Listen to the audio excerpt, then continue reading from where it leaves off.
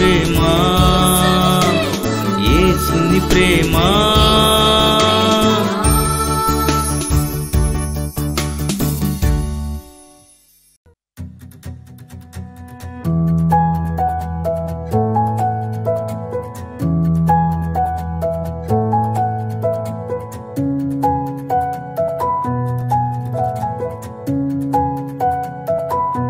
స్తుతి నైవేద్యం.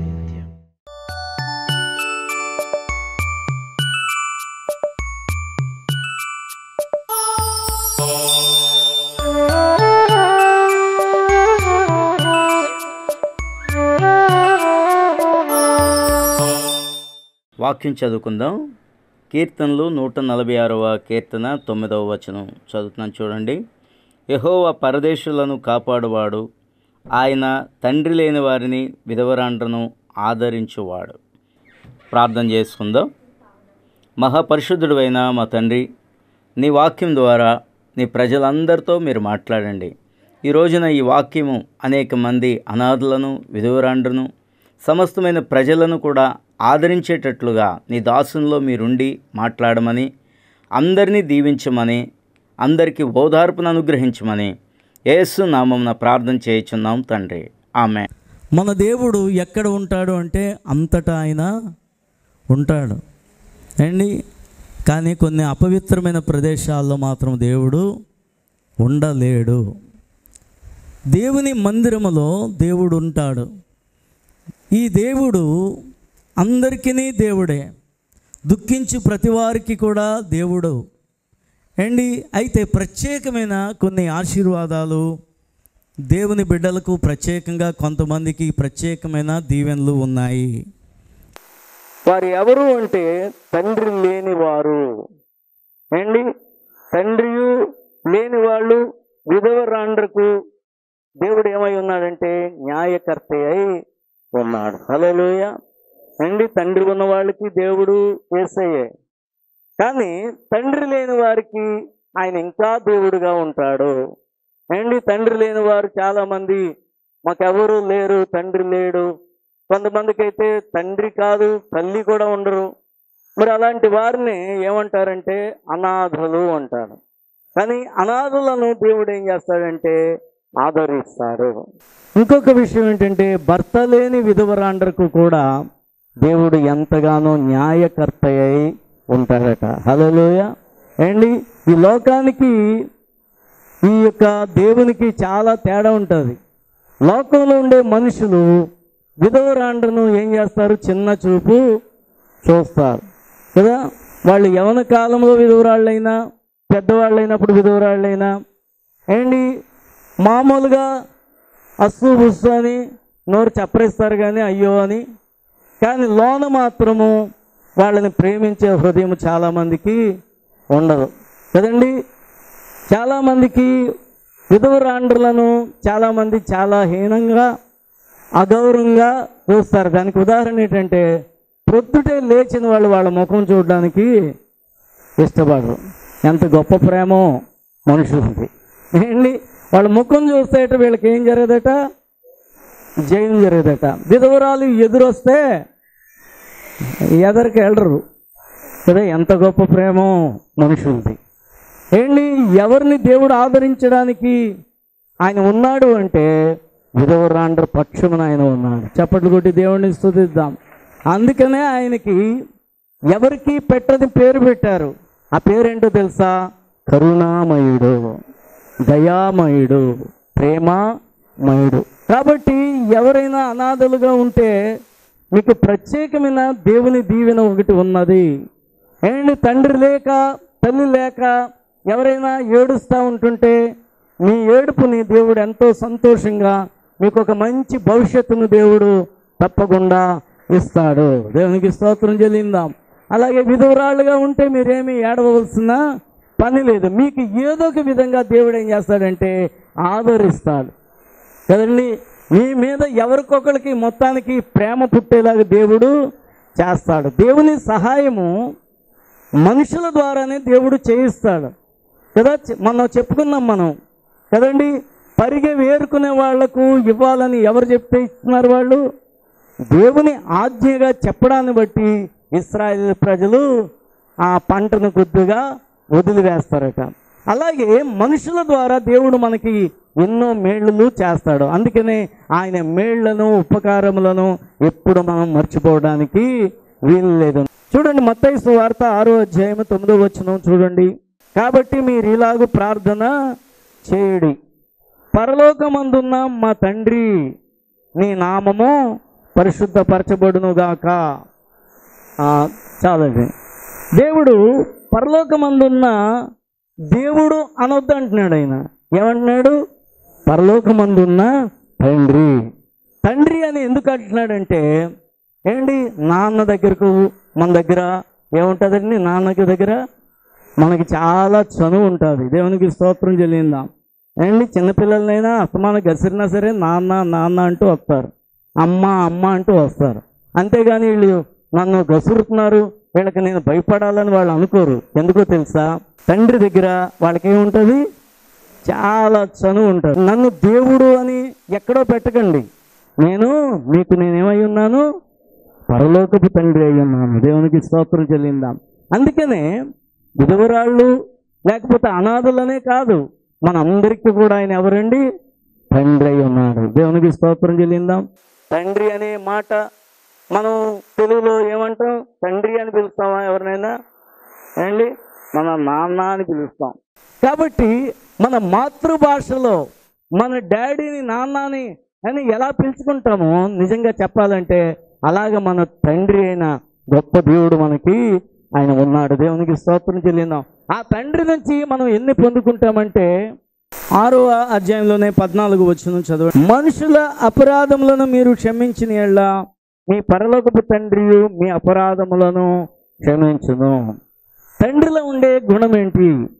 ఒకవేళ నాన్నగారిలో ఉండే గుణం ఏంటి అంటే అపరాధములను క్షమించే గుణము.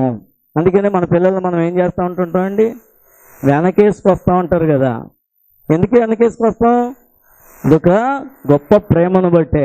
దేవునికి స్తోత్రం చెల్లిందాం కదా. ఒకసారి ఎవరితోనైనా గొడవ వస్తే ఏం చేస్తారు పిల్లలు? మా పిల్లోడు తప్పు చేస్తాడు అంటారా? ఇంట్లోనికి వెళ్ళగైనా కొడతారేమో కానీ మా పిల్లోడు అలాంటి పని చేయడండి అంటారు. అంటే అపరాధములను కూడా దేవుడు ఏం చేస్తాడు? క్షమించే దేవుడైన. దేవునికి స్తోత్రం. అందుకనే ఏదైనా మనం తప్పులు చేసినప్పుడు మనుషులం కాబట్టి మనము కొన్ని లోటుపాట్లు మనలో ఉన్నప్పుడు కూడా దేవుని దగ్గరకైతే మాత్రం మనం రావాలి. మనము క్షమించబడేది ఎక్కడ అంటే ప్రభు సన్నిధానంలో. దేవునికి స్తోత్రం చెల్లిందాం. తర్వాత చూస్తే 6వ అధ్యాయం 26వ వచనం చూడండి. అవి విత్తవు కోయువు కొట్లలో కూర్చుకొనవు, అయినను మీ పరలోకపు తండ్రి వాటిని పోషించుచున్నాడు, మీరు వాటికంటే బహుశ్రేష్ఠులు కారా. ఇంకో మాట ఏంటంటే చూడండి, తల్లి తండ్రి లేకపోతే పోషించేవాడు ఎవరు అంటే అసలు కుటుంబానికి తండ్రే కదా. తండ్రి ఏదొకలాగా ఏదో ఒక పని చేసుకొని తన పిల్లల్ని ఏం చేస్తాడండి? ఆయన పోషిస్తాడు. ఇంకొక విషయం ఏంటంటే రెండవదిగా మనల్ని అపరాధాలను క్షమించేవాడు. ఇంకోటి ఏంటంటే ఆయన మనల్ని ఎల్లప్పుడూ పోషించేవాడు. దేవునికి స్తోత్రం చెల్లిందాం. ఆయన ఎవరండి? పోషించే తండ్రి. కాబట్టి మనల్ని నిత్యము ఆయన పోషిస్తాడు. కాబట్టి మనము దేవుణ్ణి నమ్ముకున్నాక దేనికి చింతపడవలసిన పని లేదు. ఆకాశ పక్షులను చూడండి, అవి విత్తవు కోయవు. నిజమే కదా. మనం ప్రార్థన చేసుకుంటే పనులు లేకపోయినా దేవుడు ఏమిస్తాడండి? పనులు ఇస్తాడు. అందుకనే మనం దేవుని పనుల నిమిత్తము మనం సాగినప్పుడు కూడా మరుసటి రోజునే దేవుడు మనకి పనులు ఇస్తాడని ఇందాకే సాక్ష్యం మనం విన్నాం. దేవునికి స్తోత్రం. ఒక అమ్మాయి మొన్నే ఆవిడ పాపం ఇస్త్రీ చేస్తుంది మనకి. మొదట్లో చాలా చక్కగా ఎంతో ఉజ్జీవంతో ఉండేది. ఏంటి అమ్మాయి ఇప్పుడు చాలా రోజులు బట్టి చర్చికి రావట్లేదు. ఏంటమ్మా చర్చికి అసలు రావట్లేదు అంటే ఆవిడ ఏమంటుందండి, నా పిల్లల కోసం పోషించుకోవాలి కదండి, చిన్న కిరాణా కొట్టు పెట్టుకున్నానండి, ఇది ఆదివారం కూడా అమ్మేసుకోవాలి కదండి అంటుంది. ఆదివారం ఏమి అమ్మేసుకుంటారు? 2-3 గంటల్లో, లేకపోతే ఉదయం నుంచి ఒక్క పూట మనము కట్టేసుకుంటే మధ్యాహ్నం తీసుకొచ్చి కావాలంటే. కానీ ఆదివారము మనకి విశ్రాంతి దినం. దేవుడు ఏమంటున్నాడండి, 6 దినాలు మీరు కష్టపడి పని చేసుకోండి, ఒక దినం నా దగ్గరకు రండి, నేను మీకు విశ్రాంతిని ఇస్తాను, మీకు ఆరోగ్యాన్ని ఇస్తాను, మిమ్మల్ని ఆశీర్వదిస్తానంటే ఈ మాట చాలామందికి ఎంత కష్టంగా ఉంటూ ఉంటారు కదా. దేవుని సన్నిధికి మనం బలవంతంగా రావటం కాదు, హృదయపూర్వకంగా దేవుణ్ణి ఏం చేయాలండి, ఆరాధించుకోవాలి. దేవునికి స్తోత్రం చెల్లిద్దాం. 6 దినాలతో పాటు 7వ రోజు కూడా పని చేస్తే మనం ఏ విషయంలో కూడా దీవెన పొందము కదా. వాళ్ళ పిల్లలకి చక్కగా చదివిస్తున్నాడు దేవుడు హాస్టల్లో పెట్టి. ఏంటి, భర్త స్థిరం లేకపోయినా ఆమె కష్టపడుతుంది, అది మెచ్చుకోదగిందే. కానీ దేవుని సన్నిధికి రావటానికి ఆ కక్కుర్తి మాత్రం మనలోంచి తీసివేసుకోకపోతే నిజమైన ఆశీర్వాదాలు మనము పొందుకోం. దేవుని దగ్గరికి వస్తే ఆయన మనల్ని నిత్యము పోషిస్తాడు. దేవునికి స్తోత్రం. మొట్టమొదటి వచనం దావీదు ఏమంటున్నాడు, దేవుని మందిరములో దేవుడు ఉన్నాడు కదండి. మందిరములో దేవుడు ఉన్నాడు. ఆదివారం దేవుని సన్నిధికి ఎందుకు వస్తున్నామంటే ఈ మందిరంలో ఉన్న దేవునితో మనం మాట్లాడుకోవటం కోసం, ఏంటి, మనం క్షమించబడటం కోసం, మనము నిత్యము ఏ విధమైన కొరత లేకుండా పోషించబడటం కోసం. ఎవరైనా ఆదివారం వచ్చి నష్టపోయిన వాళ్ళు ఎవరైనా ఉంటే చేతులు పైకెత్తండి. ఎవరైనా నష్టం ఉందా కదా. ఒక కుటుంబంలో భర్త వస్తే భార్య రాదు, అండ్ పిల్లలు రారు. పిల్లలు క్రికెట్కి వెళ్తున్నా అంటే ఆడుకున్నా అన్న, నీకు సెలవే లేదు కదా, ఆదివారం ఆడుకుంటే తప్పేమీ కాదు. ఆడుకొని ఒక ఏజ్లో, ఒక యవ్వన కాలంలోనో బీకాము లేకపోతే డిగ్రీలో చదివేటప్పుడు ఫుల్ బేవర్స్ అయిపోతున్నాడు కదండి. మామూలు హాఫ్ బేవర్స్ కాదు. చర్చికి రాకపోతే యవ్వనస్తులే కాదు, ఎవరైనా సరే దారి తొలగిపోతారు. మీరు మంచిగా ఉద్యోగం చేయండి, మీ అధికారులు ఏం చేస్తారు, మీరు సెలవు తప్పకుండా ఇస్తారు. దేవునికి స్తోత్రం చెల్లిద్దాం. మీరు నమ్మకంగా పనిచేయండి, ఆ ఆఫీస్ వాళ్ళు లేకపోతే ఆ మేనేజరు మీకు తప్పకుండా ఆదివారం నువ్వు సన్నిధికి వెళ్ళొచ్చని వాళ్ళే చెప్తారు. దేవునికి స్తోత్రం చెల్లిద్దాం. అంతేగాని మా మేనేజరు పంపించడు లేకపోతే వీళ్ళు పంపించరు అని మనం అనుకోకూడదు. మనం ప్రార్థన చేసుకోవాలా, వాళ్ళని మంచిగా అడగాల. అన్ని ఉద్యోగాలకు కూడా దేవుడు ఏం చేస్తాడంటే అవకాశం ఇస్తాడు వాళ్ళు దేవుణ్ణి ఆరాధించుకోవడానికి. తర్వాత 7వ అధ్యాయం 10వ వచనం చూడండి. మత్తయి సువార్తలోనే ఏంటో తెలుసా, ఆయన మనకి మంచి ఈవులను ఇచ్చే దేవుడు. దేవునికి స్తోత్రం చెల్లిద్దాం. ఈవులు అంటే ఏంటో తెలుసా, మనకు అవసరమైన మంచి విలువైన వస్తువులు. హల్లెలూయా. ఏంటి, మనకి అవసరమైన మంచి విలువైన వస్తువులు. మన ఇంటిలో సామాన్లు కావాలన్నా, ఏంటి, మనకి బంగారం కావాలన్నా, ఏది కావాలన్నా సరే అవేంటో తెలుసా, మంచి ఈవులు. దేవుడు మనల్ని ఏదో సామాన్యంగా దేవుడు ఎప్పుడు కూడా ఉంచడానికి ఆయన ఇష్టపడడు. ఎందుకంటే ఆయన మంచి ఈవులను మనకి ఇస్తాడు. అందుకని ఎవరైనా వస్తువు చేయించుకొని నాతో ప్రార్థన చేయించుకున్నారు అనుకోండి, ఆ వస్తువుల కోసం ప్రార్థన చేసి నేను ఏమంటాను తెలుసా, ఇంకా మంచి ఈవులను బిడ్డలకు దయచేయండి. మన దేవుడు దీవించే దీవెనను ప్రజలందరూ చూస్తారు, అన్యులు చూస్తారు. దేవునికి స్తోత్రం. వాళ్ళ దేవుడు ఎంత గొప్ప దేవుడు, వాళ్ళని నమ్ముకున్న తర్వాత వాళ్ళని ఎంతగా ఆయన హెచ్చించాడు అనేది చూస్తారో చూడరా. అందుకనే మనం పరలోకపు తండ్రి మీద, దేవుని మీద మనం సంపూర్ణంగా ఏం చేయాలంటే ఆనుకోవాలి. అంతేగాని దేనికి నా బ్రతికింతే, నేను ఇలాగే ఉంటాను, నేను ఇంకా రేపు కూడా నాకేమీ బాగోదు అని అనుకుని నిరాశలు కృంగిపోవటం అనేది మన జీవితంలో చేయడానికి వీలు లేదు. మన జీవితం చాలా విలువైనది. కొంతమందికి ఏదైనా బలమైన రోగం వచ్చిందనుకోండి, నేను ఎప్పుడు కాస్తాను అనుకుంటాను కదా. నువ్వు బ్రతికిదే కొద్ది రోజులు కదా, 70-80 సంవత్సరాలు బ్రతుకుతామేమో. అయితే ఈ జీవితంలోనే మధ్యలో కొన్ని అవరోధాలు, శ్రమలో, బాధలో, అనారోగ్యము కలగజేసినప్పుడు నువ్వు చావును కోరుకోవడానికి వీలు లేదు. మన దేవుడు అన్నిటి నుంచి కూడా మనల్ని తప్పించే గొప్ప దేవుడు. దేవునికి స్తోత్రం చెల్లిద్దాం. మన తండ్రి మనల్ని చెయ్యి పట్టుకొని చక్కగా నడిపిస్తాడు. అంతేగాని చచ్చి ఏం చేస్తామా, కొంతమంది బాధ వస్తే చాలు ఇంక చచ్చిపోవాలంటే. చచ్చి ఏం చేస్తారు, చచ్చి అయినా సాధిస్తారని ఎవరైనా చెప్పారా ఎక్కడైనా కదా. చచ్చి ఏమీ మనము చేయలేము. దేవుడు మరలా ఆరోగ్యం ఇస్తే ప్రభు కోసం కొద్ది రోజులు బ్రతుకుతాం. హల్లెలూయా. మన జీవితం చిన్నదైనా చాలా విలువైనది. మన జీవితము బ్రతికే దినాలు తక్కువైనా చాలా విలువైనది. ఈ జీవితాన్ని మనం ఏం చేసుకోవాలంటే సద్వినియోగము చేసుకోవాలి. అది ఎవరి చేతుల్లో ఉంది? ఏంటి? మన చేతుల్లోనే ఉంది. దేవునికి స్తోత్రం చెల్లిద్దాం. కాబట్టి మనము చావుని కోరుకోవాల్సిన పని లేదు. ఎందుకంటే ఆయన మనల్ని అన్ని విధాలా పోషించే దేవుడుగా ఉన్నాడు, సంరక్షించే దేవుడుగా ఉన్నాడు, మన అపరాధములను క్షమించే దేవుడుగా ఉన్నాడు, మనకి ఇంకా ఇంకా మంచి ఈవులను ఇచ్చే దేవుడుగా ఆయన ఉన్నాడు. దేవుని వాక్యంలో ఏముందంటే చాలా పవర్ ఉంది.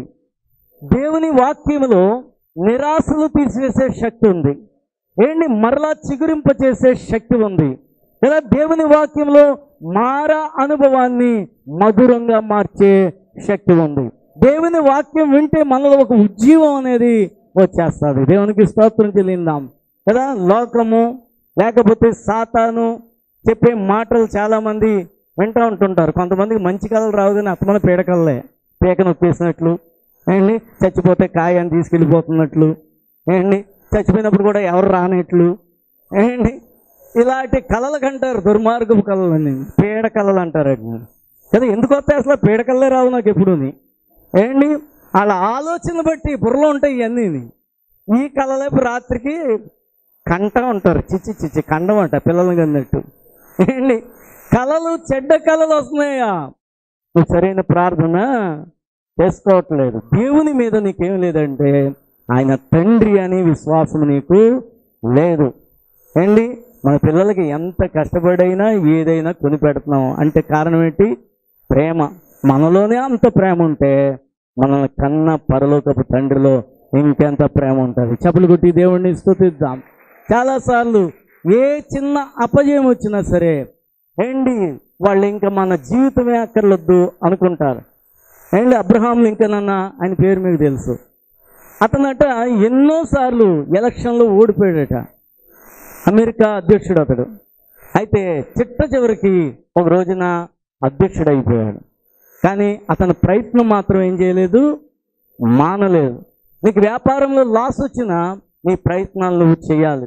ఉద్యోగం తొందరగా రాకపోయినా నీ ప్రయత్నం నీవు చేయాలి. ఒక ఉద్యోగం రాలేదనుకోండి, కొంతమంది ఇంక ఏ ఉద్యోగానికి అప్లికేషన్ పెట్టరు.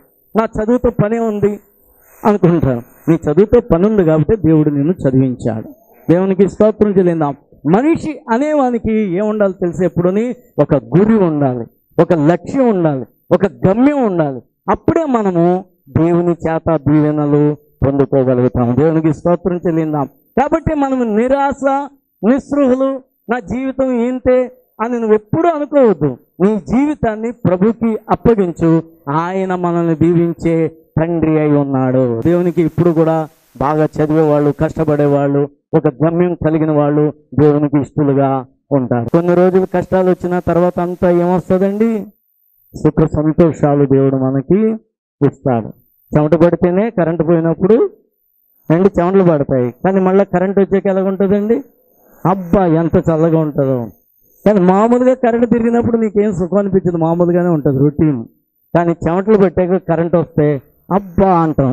అది హాయి హాయి హాయి వేసుంటే చాలున్నాయి. అందుకనే కష్టపడేవానికి చెమటలు పడతాయి, కష్టపడేవానికి కొద్ది రోజులు శ్రమలు ఉంటాయి, కానీ ఆ తర్వాత అంతా హాయే. దేవునికి స్తోత్రం చెల్లిద్దాం. నీవు ఒక స్టేజీకి వచ్చిన తర్వాత దేవుడు నిన్ను పరీక్షించి నిన్నేం చేస్తాడంటే ఏంటి అగ్ని కొలిమిలో నిన్ను కాలుస్తాడు. అప్పుడు దేవుడు నువ్వు అగ్ని కొలిమిలో కాల్చబడిన తర్వాత బంగారము శుద్ధ సువర్ణమైనట్లుగా నీకు అన్ని మేలులు, ఆశీర్వాదములు, సమృద్ధి ఇవన్నీ కూడా దొరుకుతాయి. దేవునికి స్తోత్రం చెల్లిద్దాం. ఏంటి మన పిల్లలకైనా కష్టపడి చదవాలి అని ఎందుకు చెప్తాం? మనం కష్టపడి చదివితే ఒక రోజున మంచి ఉద్యోగం వస్తాడు. మనము ఎవరి మాట అయినా మంచి మాట వింటే తర్వాత అన్నీ కూడా ఆశీర్వాదాలే వస్తాయి. కష్టపడి చదువుతారు, చక్కగా రాత్రి పగలు చదువుతారు, తల్లిదండ్రులు చెప్పినట్లుగా వింటారు, టీచర్స్ చెప్పినట్లుగా వింటారు, వాడికి మంచి ర్యాంకులు వస్తాయి కదా. చాలామంది కష్టపడి పిల్లలను చదివిస్తున్నా సరే వాళ్ళ కష్టాన్ని చాలామంది అర్థం చేసుకోలేకపోతున్నారు. పెద్ద మార్కెట్లో చంద్రం అని ఒక అబ్బాయి ఉంటాడు, కోళ్ళు అమ్ముతాడు అండి. వాళ్ళ అబ్బాయి అట మొత్తం యూనివర్సిటీ అంతటికి ఫస్ట్ వచ్చాడట. డిగ్రీయే డిగ్రీకే అతనికి చాలామంది కంపెనీ వాళ్ళు 40,000 రూపాయలు ఇస్తానని చెప్తా ఉంటుంటే, అబ్బాయి అన్న బేట నేను ఈ చదువు కాదు, ఇంకా మంచి చదువు చదివి కలెక్టర్ని అవుతానని అంట. చెప్పలు కొట్టి దేవుడిని ఇస్తుంది. మన పిల్లలు ఏమంటున్నారండి? వాళ్ళు ఇంకా దేవుని నమ్మలేని వాళ్ళు, అన్యులు కదండి. దేవుడు అంటే వాళ్ళకి తెలీదు. కానీ కొంతమంది పిల్లలకి ఏముందో తెలుసా? ఒక లక్ష్యం ఉంది. దేవునికి స్తోత్రం. అండ్ కలెక్టర్కి అంత ప్రయత్నం చేశాడంటే మొత్తానికి పెద్ద ఆఫీసర్ అన్నా అవుతాడు. మనం ప్రయత్నం ఎంత చేస్తే దానిని బట్టి దేవుడు ఫలితాన్ని మనకి ఇస్తాడు. మన పిల్లలు ఏం కోరుకుంటున్నారు?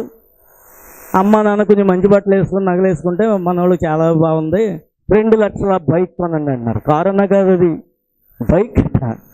బైకులు వంకర తిరిగిపోయి ఉంటుంటాయి కోతి ముఖంలాగా. ఏంటి తోక పైకి వస్తుంది.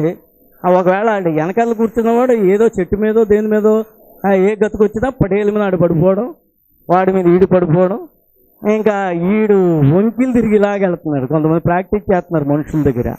అండి నిజంగానే అవన్నీ ఎవరికుంటే తెలుసా? కోతి బుద్ధులు. అవన్నీ కోతి నుంచి పుట్టాడు మానవుడు అంటారు చూసారా, ఆ బుద్ధులు అనమాట కదా. కోతిలాగా తయారవుతున్నారు. ఎందుకో తెలుసా? మీ పిల్లలకి నీవు భయభక్తులతో పెంచట్లేదు కదండి. చాలామంది ఎలాగైనా పర్వాలేదు అని పుట్టుట్టి ఏదో గారాలు పెడతా ఉంటుంటారు. వాళ్ళ తర్వాత బేవర్స్ లేక ఎవరు ఏడుస్తారు? మీరే ఏడుస్తారు. జాగ్రత్త. మీ పిల్లల్ని చిన్నతనంలో నుంచే చక్కని బుద్ధులు నేర్పించుకోవాలి. చర్చిలో కూడా చక్కగా కూర్చోవాలని చిన్న పిల్లలకి చెప్పాలి కదా. వాళ్ళు చక్కగా నోటి మీద వేదేసుకుని మరీ కూర్చుంటారు. వాళ్ళకి కూడా చిన్న బైబిల్ ఇచ్చి వాక్యం చెప్పేటప్పుడు వినాలని చెప్పాలి. ఈ మాటలన్నీ వాళ్ళకి ఆశీర్వాదాలుగా మార్చబడతాయి. దేవునికి స్తోత్రం చెల్లిద్దాం. మన జీవితాన్ని, మన కుటుంబాన్ని అన్నిటిని కూడా విలువగా ఎంచుకోవాలి. ఏంటి మనం ఏదో పంది పిల్లల్ని కన్నట్లుగా పిల్లల్ని కనేసి ఆత్మపురంలోకి వెళ్తూ ఉంటుంటే నేను వస్తానురా అనుకుని వెళ్ళిపోయే వాళ్ళ మనం ఉండడానికి వీలు లేదు. మనం శ్రేష్టమైన వాళ్ళం. దేవుడు ఏమంటున్నాడు?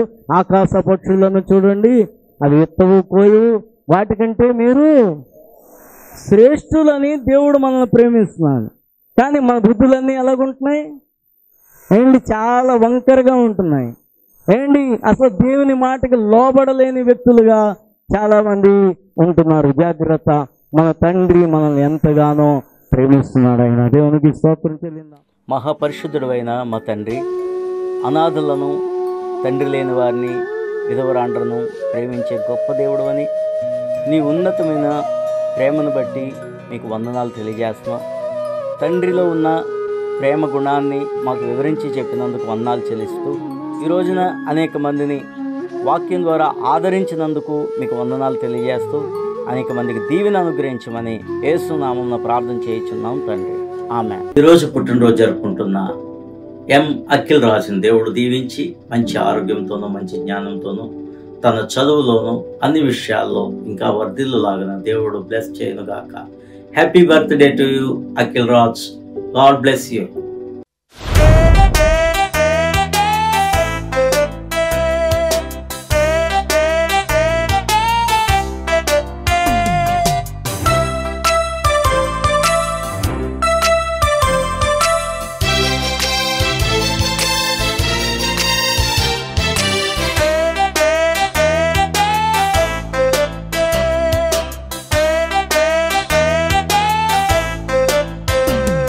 ప్రధాన శిల్పి అయిన యేసు నన్ను చేసెను, తన రూపులో నన్ను చేసెను. ప్రధాన శిల్పి అయిన యేసు నన్ను చేసెను, తన రూపులో నన్ను చేసెను. నన్ను చేసెను యేసు నన్ను చేసెను, తన రూపులో నన్ను చేసెను. నన్ను చేసెను యేసు నన్ను చేసెను, తన రూపులో నన్ను చేసెను.